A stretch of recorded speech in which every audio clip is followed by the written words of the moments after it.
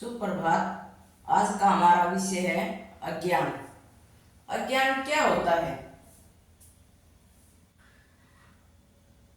ए plus ज्ञान, जो ज्ञान से रहित हो, ज्ञान के बिना हो, जिसके अंदर ज्ञान नहीं होता, वो होता है अज्ञान। अज्ञान न सत है और न ही असत, यह त्रिगुणात्मक है, अर्थात इसके अंदर तीनों गुण हैं, सत रज तम। अज्ञान माया और अविद्या है। माया का अर्थ होता है लोभ, लालच। अविद्या जो विद्या के बिना, जो विद्या से रहित, अर्थात उसके अंदर ज्ञान की कमी। अज्ञान के दो भेद होते हैं, नंबर 1 समष्टि, नंबर 2 व्यष्टि। समष्टि का क्या अर्थ होता है? यह सामान्य होती है, इसके अंदर 3 परतें होता है।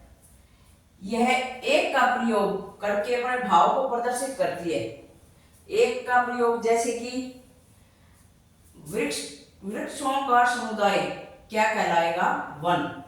जल कणों के समुदाय को जलाशय बोलेंगे।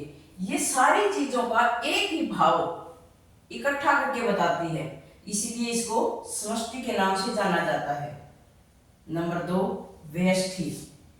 व्यष्टि ये विशिष्ट प्रकार की अर्थात विशेष होती है, इसमें भी 3 परतें का प्रयोग किया जाता है।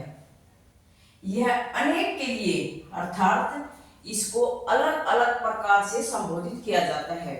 यह तालाब है, यह अमरूद है, यह आम है, यह वृक्ष है, अलग अलग नामों से इसको बताया जाता है।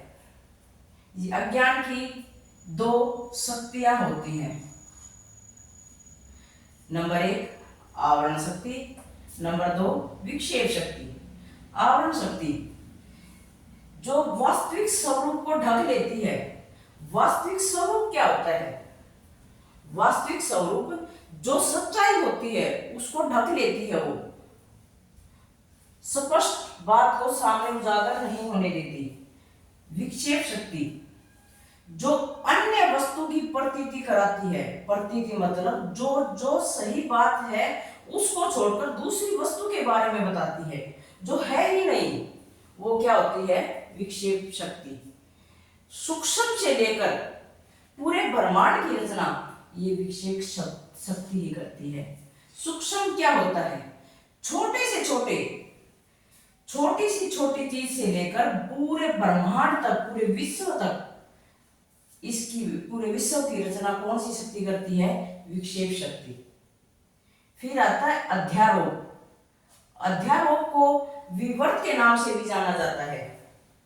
क्या है? विवर्त, जो किसी वस्तु में अन्य वस्तु के आरोप को बताता है। कोई वस्तु है, उसके अंदर किसी दूसरे वस्तु के आवरण को बताता है, आरोप उसके भेद को बताता है। अपवाद क्या होता है? वस्तु से अवस्तु का आरोप हटा देना। वस्तु से अवस्तु का आरोप किस प्रकार हटाया जाएगा? जैसे मनुष्य श्रवण मनन या ध्यान लगाकर असली पहचान तक, असली ज्ञान तक जब मनुष्य अपना पूरा ज्ञान प्राप्त कर लेता है, तो तब मनुष्य सच्चिदानंद ब्रह्मा के पास पहुंच जाता है, अर्थात उसको पूरे ज्ञान की प्राप्ति हो जाती है। इसी को अपवाद कहा जाता है।